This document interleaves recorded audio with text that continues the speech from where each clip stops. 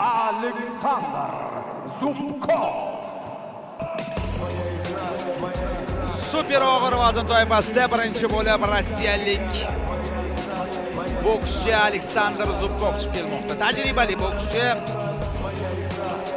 23 ta jang, 11 ta g'alaba, 12 ta mag'lubiyat, 11 ta g'alabasidan 10 tasini nokaut bilan yakunlagan. Mana shunday bokschi.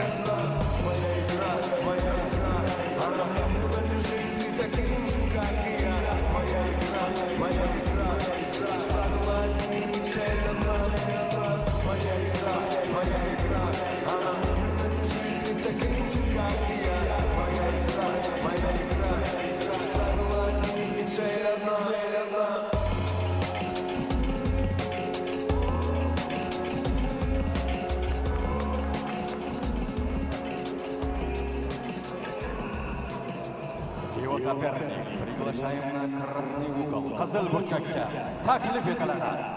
O'zbekiston vakili Ozodbek Aliyev. Uning raqibi yo'ldoshimiz yosh bokschilarimizdan biri. Professional ringda 3 ta jang o'tkazgan, 3 ta g'alaba, 3 ta nokaut. Ozodbek Aliyev.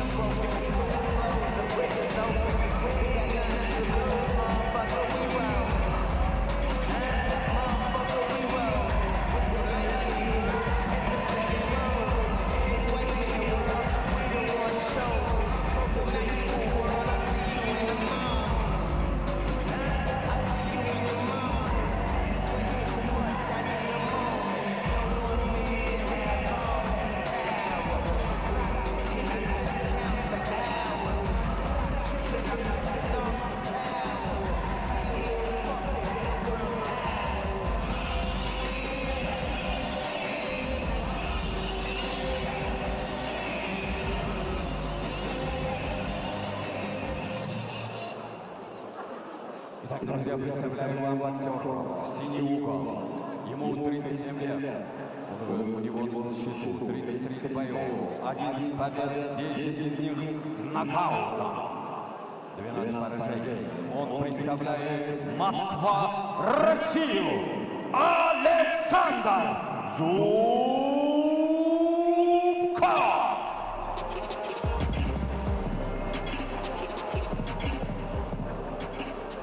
Uning raqibi Qizil burchakda. Diqqat qiling, bo'yi 192 sm, og'irligi 103 kg. O'zbekiston chempioni, Osiyo chempioni, professional natijasi 3 ta jang, 3 ta g'alaba. Olqishlaringiz do'stlar, Ozodbek Aliyev, O'zbekiston.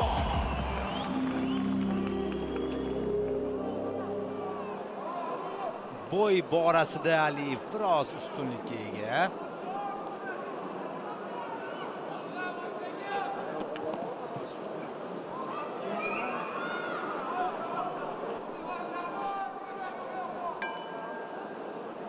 Jang boshlandi.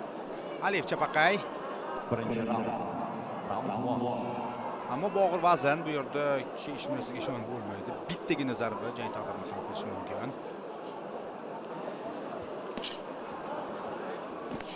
So'ng qo'l jab o'tyapti qo'llar ustidan.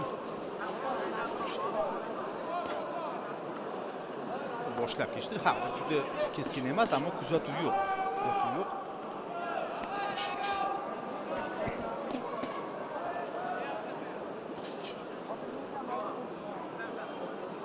Ha, masofadan darhol ko'rsatib beryapti. Zarbalar odatda masofadan yo'llanishi kerak ekanligini.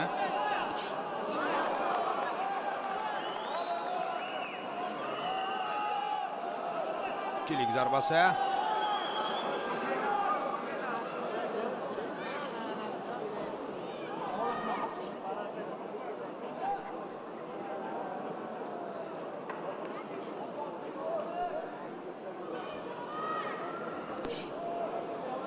Himoyada hozircha, ammo himoyadan ham bu vazn toifasida zarbalar o'tadi, ta'sir qiladi.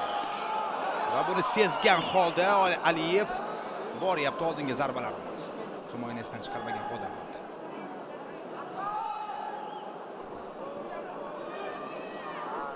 Qorinbosh o'ng qo'lda.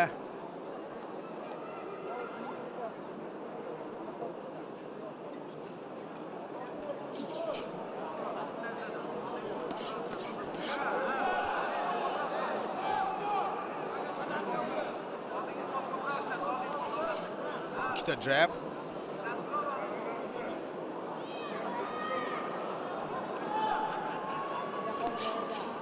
O'ng qo'l, chap qo'l zarba. Og'irlik izlashda davom etmoqda hozir. O'tyapti zarba qisman aniq borganida bu knockdown bo'lardi kamida.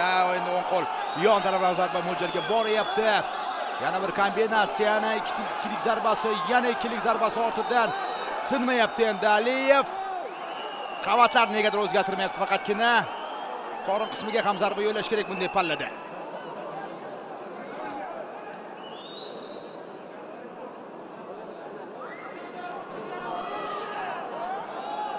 Jab. Chag'ituvchi harakat.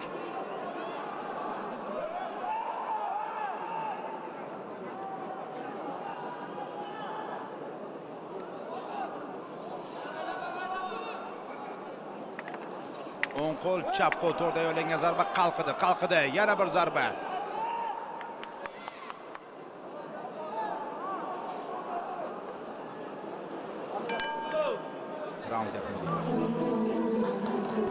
Yomon emas. Ha ustunlik, ha bosim.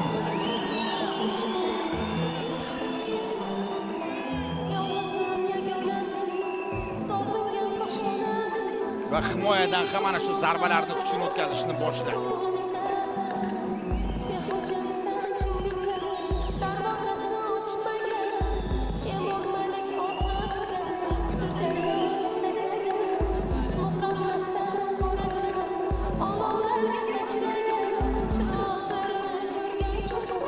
Bu yerda ham Ramzan Ahmedovni ko'ryapmiz.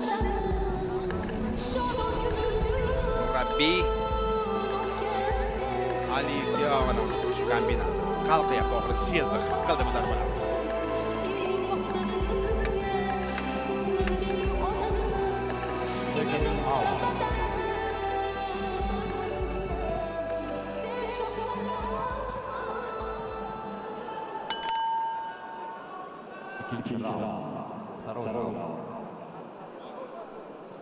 Ikkinchi raund. Bu yerda taktik yo'l. Ortiqcha harakat qilmasdan o'sha birinchi raundga tegishlicha katta ehtimol bilan jang mana shu raundning o'zida yakuniga yetadi. Faqat eng muhim jihat bu himoyaga e'tibor. Baribir vazn og'ir, zarbalar ham shunga mo'l. Zarbasi.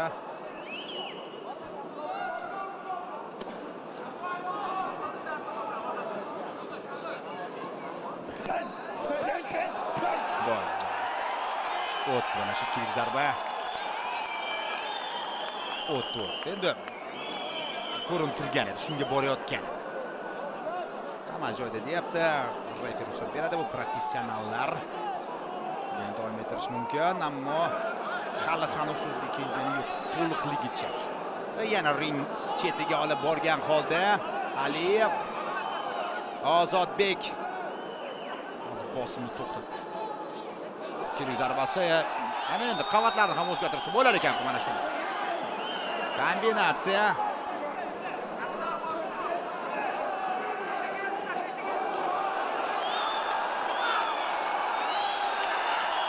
Bu referi to'xtatayapti.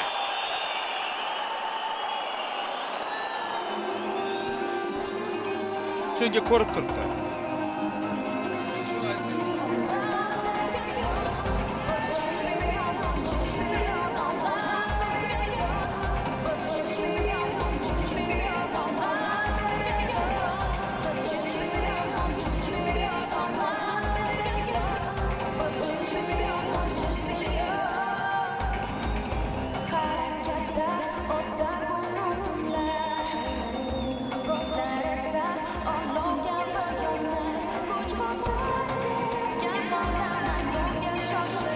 Shunga borayotgan edi ba'bira. Aliyev endi baribir yosh bokschimiz, asta-sekinlik bilan mana shu janglarda ishtirok etib, albatta keyinchalik katta janglarda qatnashish imkoniyatiga ega bo'ldi.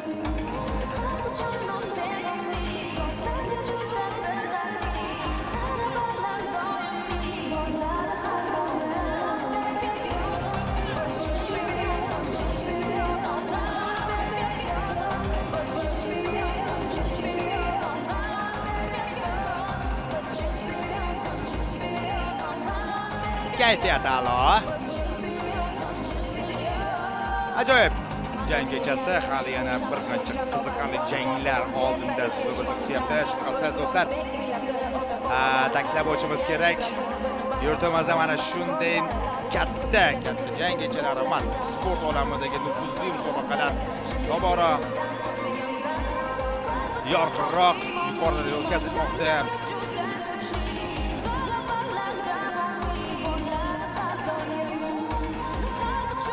Devota telekanalimiz orqali ham katta turnirlar rejalashtirib keling. G'olib nomini bilib olaylik.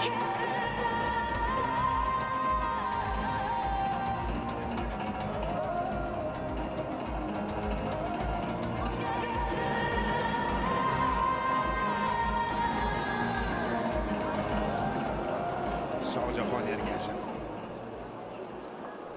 Demak, do'stlar, ushbu jangning rasmiy natijasini e'lon qilamiz. Jang esa Suhrob Rajabov ikkinchi raund 1-daqiqa 24-soniyasida to'xtatdi va unda texnik nokaut bilan g'alaba qozonmoqda. Qizil burchak Ozodbek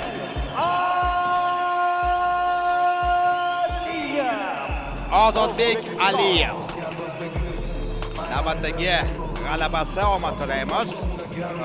Mana shu turnirlarda albatta sekin mana shu reyting ochkolarni yig'ib borishadi. Bu ishlarimiz katta natijalarga imkon tegmasin deb qolamiz. Bu ishlarimiz erishadi.